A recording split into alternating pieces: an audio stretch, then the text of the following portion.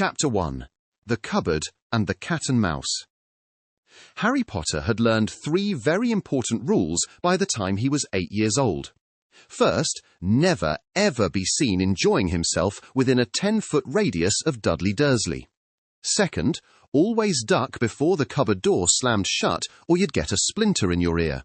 And third, the quietest place in number 4 Privet Drive was the tiny gap just behind the shoes and broken vacuum cleaner in his cupboard, because even the spiders got sick of listening to Aunt Petunia shriek. On a particularly hot afternoon in July, Harry lay on his narrow mattress in the cupboard, staring at the ceiling and listening to the familiar symphony of Dursley sounds overhead. Uncle Vernon grumbling about the post, Aunt Petunia clattering plates, and Dudley stomping around like an elephant in new trainers. From outside, through a crack near the floor, Harry could hear something else. Barking. Loud, furious, hungry barking. "Spike's at it again," Harry muttered to himself. Spike was the neighbour's dog, a hulking, drooling creature with more muscles than brains, and a bark that sounded like he was trying to cough up a lawn-mower. He lived in the garden next door, and spent most of his time throwing himself at the fence as though he could frighten the entire street into moving away. Harry rather liked Spike, from a distance. When you lived with the Dursleys, you couldn't afford to dislike anyone else. A sudden violent rattle at the cupboard door made Harry flinch. "Bye!" Uncle Vernon's muffled bellow shook the coats hanging above Harry's head. "We're going out! Don't touch anything! Don't break anything! Don't exist anywhere I can see you!" "Yes, Uncle Vernon," Harry called back. The lock clicked. His door stayed shut. Harry listened to the pounding of feet, the slam of the front door, the rumble of the car leaving the driveway. Then, at last, silence. He counted to 100 in his head just to be safe, then eased the cupboard door open with a creak that sounded deafening in the empty house. The hallway was empty. Harry padded out in his oversized clothes, Dudley's old ones, which fit him about as well as a tent fits a lamp-post, and tiptoed to the kitchen. His stomach was rumbling. The Dursleys had eaten lunch. That didn't mean Harry had. He opened a cupboard door, knowing exactly which one Aunt Petunia had stashed the stale biscuits in. He reached up on tiptoe.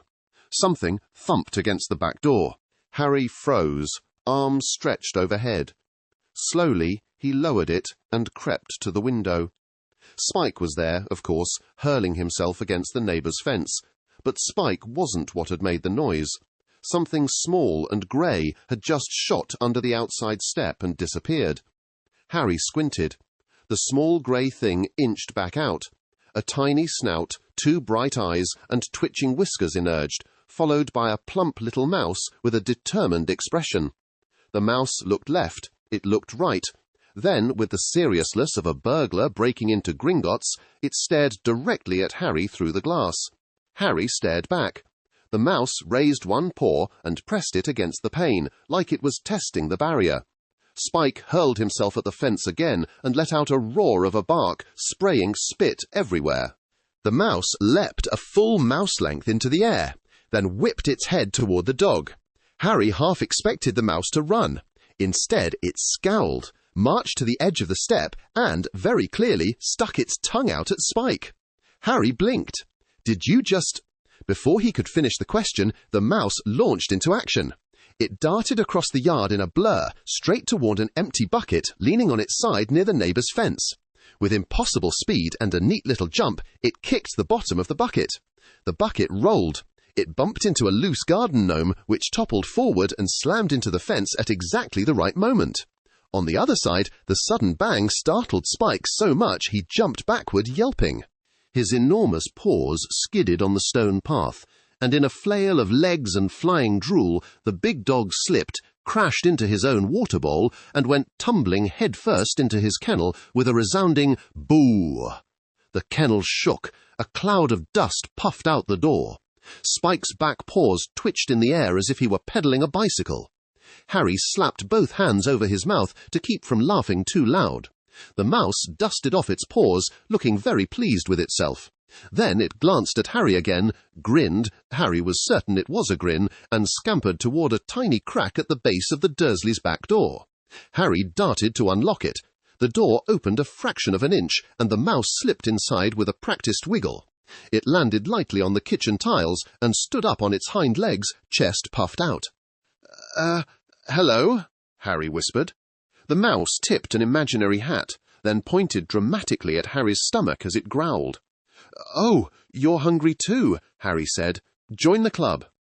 The mouse nodded so hard its ears flapped, then pointed at the cupboard with biscuits again, this time with a more urgent wiggle. "Right, food first, introductions later."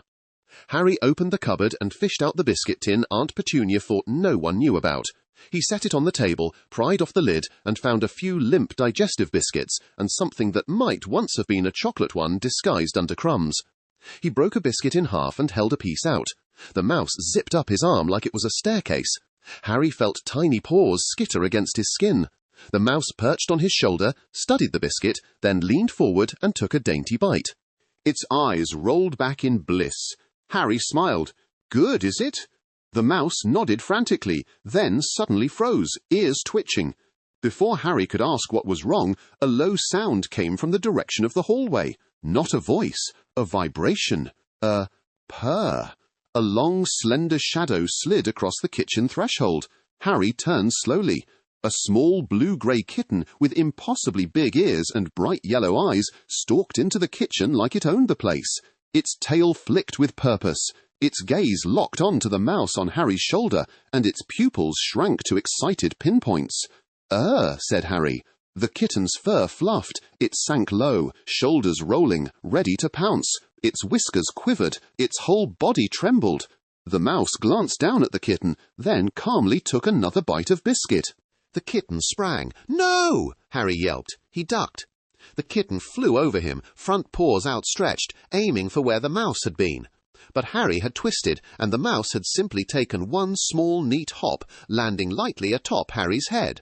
The kitten crashed chest first into the cupboard below the sink, with a great clatter of pots and pans. The entire kitchen rang like a badly tuned orchestra. The kitten slid down the cupboard door, leaving a faint trail of squeaky protest. It landed in a heap on the floor, stars practically circling its head, then shook itself like a dog and glared up at the mouse. The mouse looked down, unimpressed. It snapped its little fingers in front of its own nose and wiggled its backside in a taunting dance.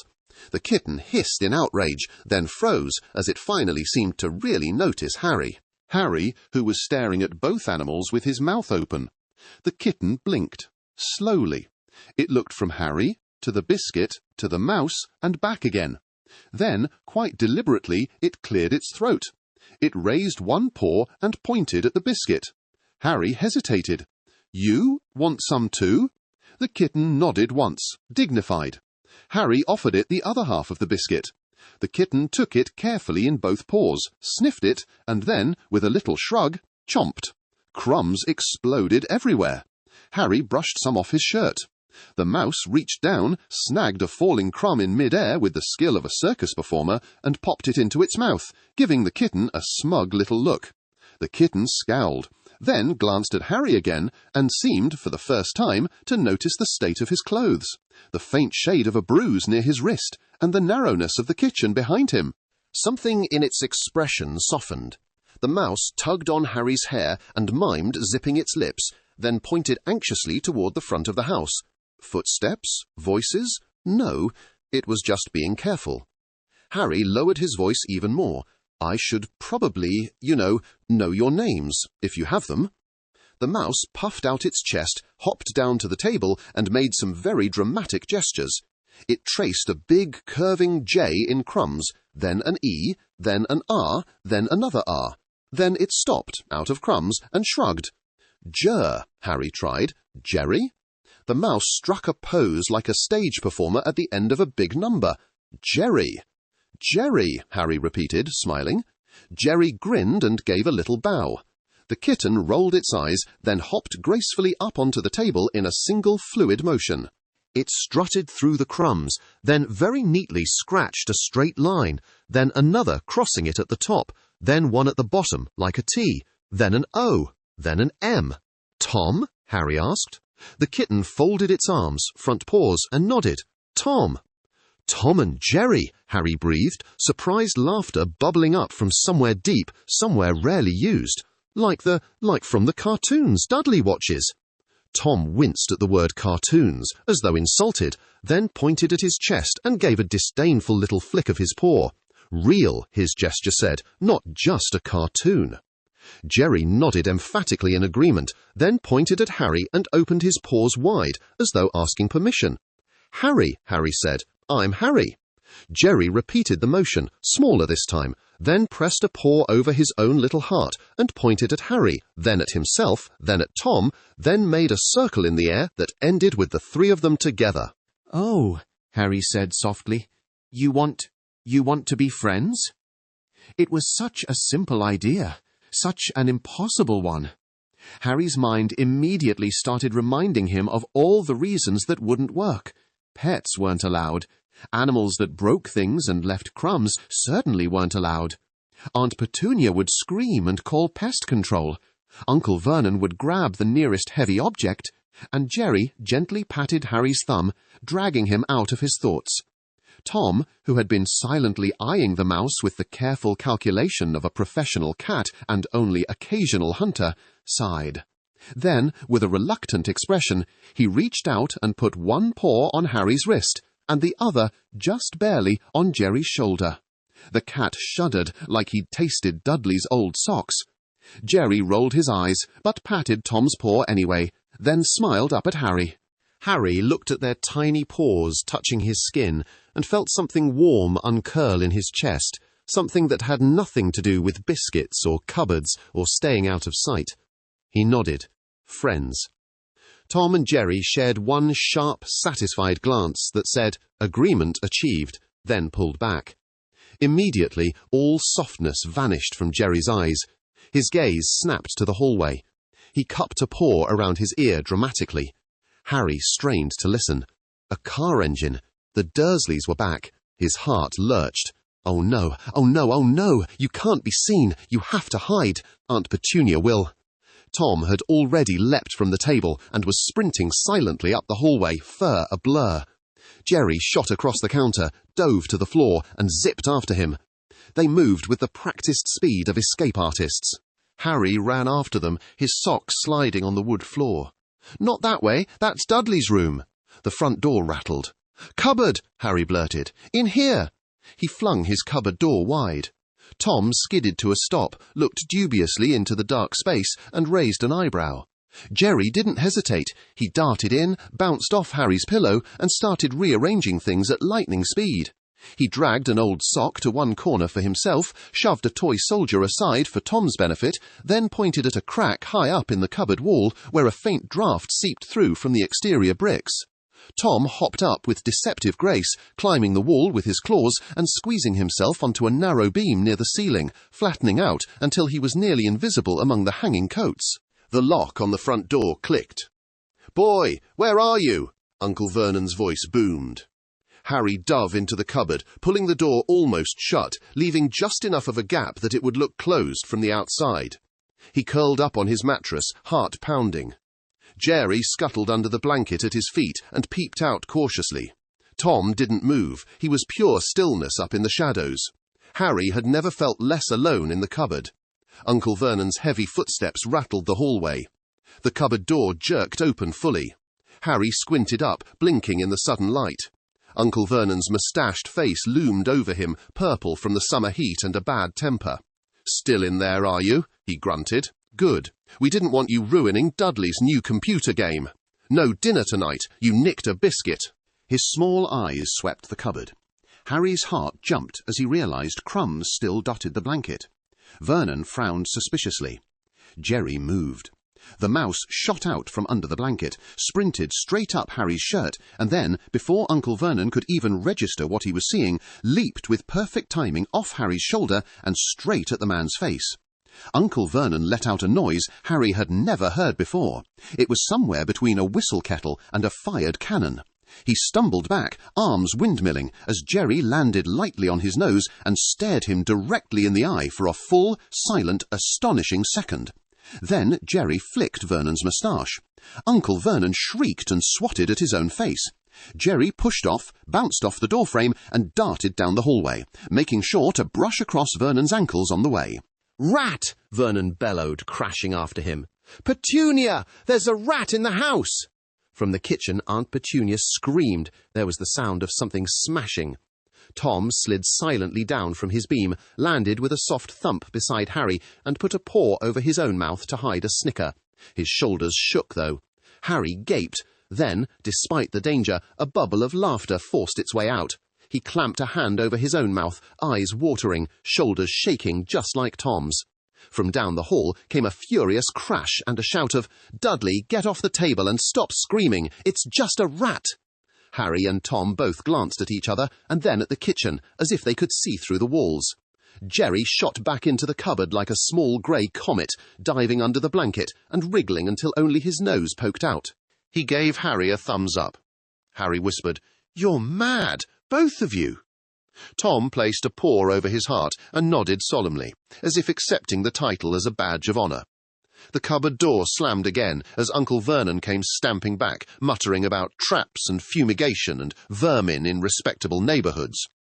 The lock clicked. It was dark again, but it didn't feel like it usually did. Jerry clambered up Harry's arm and settled himself on his shoulder as if it was the most natural perch in the world.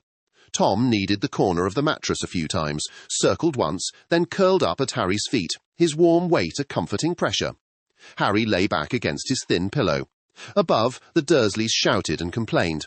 Dudley whined about rats and dinner. Spike barked in the garden, sounding like he'd taken offence at something else entirely. In the small, dusty, cobwebbed cupboard under the stairs, Harry smiled in the dark. He had a friend on his shoulder, a friend at his feet, and crumbs on his blanket that absolutely proved he had, in fact, managed to steal some happiness in the middle of Privet Drive. He closed his eyes. "Tom," he whispered. The cat's tail twitched lightly against his ankles in answer. "Jerry." A tiny paw patted his cheek. "Tomorrow," Harry murmured, already half drifting into sleep, "we'll get more biscuits, and maybe we can figure out how to keep Spike busy so I can go outside without Dudley noticing." Above him, Tom stretched and mimed sneaking on tiptoe, his paws moving in exaggerated, silly silence.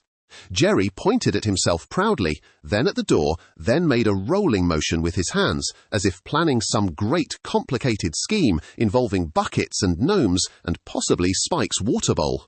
Harry didn't understand every detail. He didn't need to. For the first time in his life, the cupboard didn't feel like a prison. It felt like a hideout, a base, a place where plans were made and laughter could exist, as long as it didn't get too loud. He drifted off with the soft sound of Tom's purr thrumming through the mattress and the faint tickle of Jerry's whiskers against his neck.